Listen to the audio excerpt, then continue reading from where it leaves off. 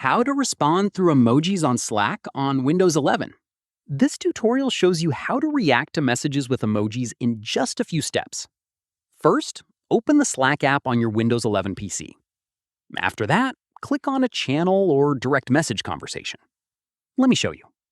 From there, hover your mouse over the message you want to react to. At this point, a small toolbar will appear above the message with a few icons.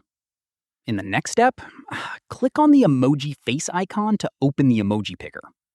From there, browse through the emoji categories or type in the search bar to find a specific emoji. At this stage, click on the emoji you want to react with and it will appear directly below the message.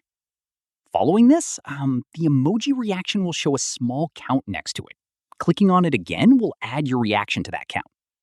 Once done, if you want to remove your reaction, simply click on the emoji again and it will be removed.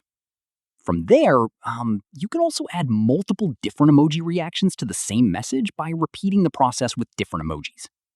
Finally, if you want to reply with an emoji directly in the message box instead of as a reaction, type a colon followed by the emoji name. For example, type :thumbs up : and Slack will convert it into the emoji automatically. And that's it.